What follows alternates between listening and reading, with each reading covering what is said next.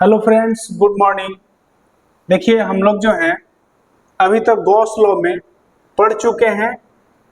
Sphere के कारण, uniformly charged hollow sphere के कारण इलेक्ट्रिक फील्ड आउटसाइड में, सरफेस पे, इनसाइड में, और सॉलिड स्फीयर के कारण आउटसाइड में, सरफेस पे, इनसाइड में। तो वो पिछला वीडियो आप देख सकते हैं। अभी हम लोग पढ़ने जा रहे हैं electric field due to a long straight wire. तो चलिए हेडिंग देते हैं, electric field due to a uniformly charged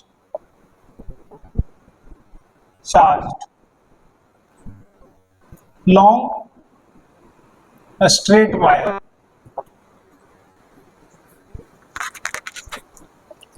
चलिए देखिए, अब जो है बोलेंगे क्या, consider a long straight wire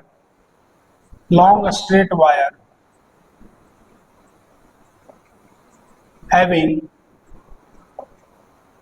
linear charge density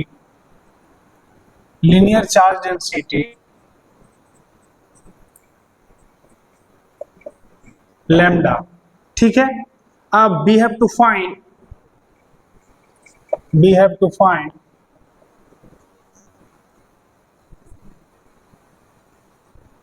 electric field at a distance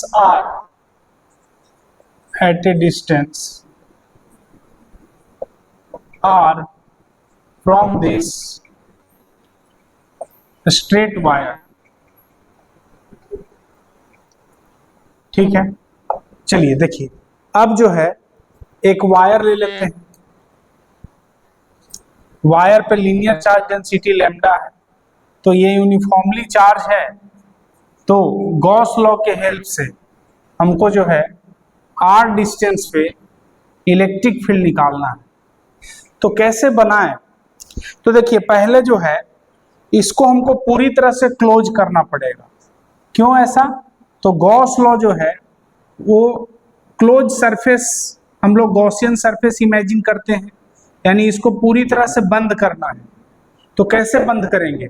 बोलेंगे क्या कि एक गॉसियन सरफेस लो, और गॉसियन सरफेस कैसा होगा? तो सिलिंड्रिकल गॉसियन सरफेस होगा। तो आर डिस्टेंस में सिलिंड्रिकल गॉसियन सरफेस इमेजिन करेंगे। ठीक है। चलिए देखिए, ये गॉसियन सरफेस हुआ। समझो एक सिलेंडर है और सिलेंडर के अंदर ये वायर है रखा हुआ। ऊपर से भी एक ढक्कन लगा हुआ है, नीचे से भी एक ढक्कन लगा हुआ है। तो इससे जो लाइंस ऑफ फोर्स है वो तो इस तरह से रेडियली आउटवर्ड होगा, है ना।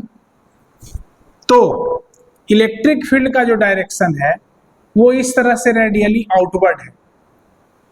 और अगर ऊपर वाले सरफेस को देखें, सिलेंडर के ऊपर वाले सरफेस को देखें, तो ऊपर के थ्रू इसका एरिया वेक्टर किधर होगा? तो ऊपर। इलेक्ट्रिक फील्ड इस तरह से है, इलेक्ट्रिक फील्ड इस तरह से है, तो दोनों के बीच का एंगल 90 डिग्री।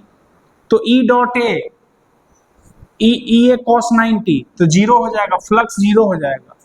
उसी तरह से नीचे वाला जो ढक्कन है, यानी ये जो सर्कुलर पार्ट है और ये जो सर्कुलर पार्ट है, इन दोनों के थ्रू फ्लक्स क्या होगा? जीरो होगा। इसका एरिया वेक्टर नीचे, इलेक्ट्रिक लाइंस ऑफ फोर्स जो है वो रेडियली आउटवर्ड है। तो फ्लक्स जो है नीचे के थ्रू और ऊपर के थ्रू फ्लक्स जीरो होगा। तो फ्लक्स आएगा किसके थ्रू? तो ये जो कर्व पार्ट है, सिलेंडर का जो कर्व पार्ट है, उसके थ्रू फ्लक्स आएगा। तो सबसे पहले लिखते हैं, consider a cylindrical Gaussian surface. ठीक ना, cylindrical Gaussian surface.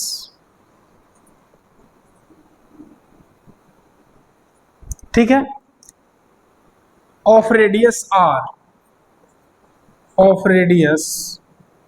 r, it is clear that electric field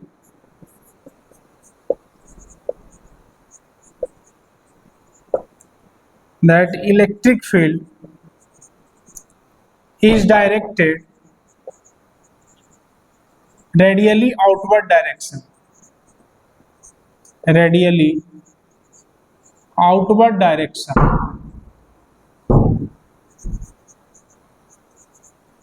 अब जो है हमको इलेक्ट्रिक फ्लक्स निकालना है, तो कैसे निकालें? तो पहले तो बोलेंगे कि electric flux through both the circular part will be zero because electric field and area vector is perpendicular।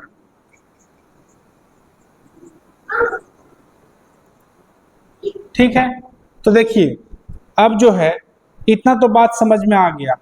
अब रही बात कि for curve part of the cylinder electric field, देखिए कर्व पार्ट इस तरह से, तो यहाँ पे अगर कोई भी हम थोड़ा सा एलिमेंट ले छोटा सा, तो इसका एरिया वेक्टर इधर होगा और इलेक्ट्रिक फील्ड का भी डायरेक्शन इधर ही होगा, यानी डीए इधर होगा और इलेक्ट्रिक फील्ड भी इधर होगा। बोलेंगे but for curved part electric field and area vector is directed along same direction, is directed along same direction। चलो इतना बात तो समझ में आ गया कि इलेक्ट्रिक फील्ड और एरिया वेक्टर कर्व पार्ट के लिए सेम डायरेक्शन में होगा। तो जाहिर है हम लोग यहाँ पे लैम्डा मेंशन किए हुए हैं। लैम्डा क्या है? तो लीनियर चार्ज डेंसिटी।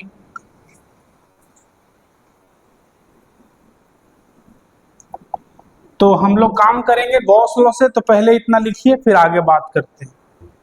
तो देखिए दोस्तों, हम लोग बोलेंगे क्या कि from Gauss law, Gauss law क्या कहता है? फ्लक्स क्या होता है? Q inside divided by epsilon not. तो बोलेंगे क्या कि फ्लक्स जो होगा वो Q inside divided by epsilon not, और फ्लक्स को क्या लिखेंगे? तो E डॉट डी ए किसके लिए कर रहे हैं? कर्व पार्ट के लिए। क्यों? क्योंकि सिलिंड्रिकल पार्ट के लिए तो पहले से ही पता है कि सिलिंड्रिकल पार्ट में जो सर्कुलर पार्ट है, यानी ऊपर का ढक्कन और नीचे का जो ढक्कन लगा हुआ है, उसके थ्रू तो फ्लक्स जीरो होगा। तो जो भी फ्लक्स होगा वो कर्व पार्ट के लिए होगा। तो इसीलिए इंटीग्रेशन जो करेंगे उसमें सर्कुलेशन नहीं डालेंगे। क्यों? क्योंकि पूरा क्लोज पार्ट के लिए हम लोग फ्लक्स नहीं देख रहे हैं, सिर्फ कर्व पार्ट के लिए देख रहे हैं। तो E dot D A is equal to Q inside. तो लीनियर चार्ज डेंसिटी लैम्डा है, मतलब यूनिट लेंथ में लैम्डा चार्ज है। तो अगर इसका लेंथ L है, तो L लेंथ में कितना चार्ज होगा? तो lambda into L divided by epsilon not. अब देखो सर, यहाँ पे बोलेंगे क्या कि E D A cos zero. क्यों? जिधर इलेक्ट्रिक फील्ड उधर ही एरिया वेक्टर। कहीं भी आप एलिमेंट लेंगे इस गॉसियन सरफेस पे, तो जिधर इलेक्ट्रिक फील्ड होगा उधर ही एरिया वेक्टर है कि नहीं? तो यहाँ पे बोलेंगे क्या? Lambda into L. तो देखिए दोस्तों, lambda into L divided by epsilon not. तो ई डी बोलेंगे क्या कि इंटीग्रेशन बाहर करो ई को और डी ए का इंटीग्रेशन करो, डिवाइड इज इक्वल टू, है ना, cos जीरो तो 1 हो गया, lambda into L divided by epsilon not. अब ई डी ए का इंटीग्रेशन क्या होगा? इस कर्व पार्ट का एरिया कितना होगा? तो 2 pi r into L is equal to lambda into L by epsilon naught. L से एल कट गया तो इलेक्ट्रिक फील्ड आ गया 2 पाई आर, है ना, lambda divided by 2 pi epsilon naught into r. Electric field r के inversely proportional है, तो electric field versus r का ग्राफ कैसा होगा? तो हाइपरबोलिक होगा। चलिए, थैंक यू, आज इतना ही।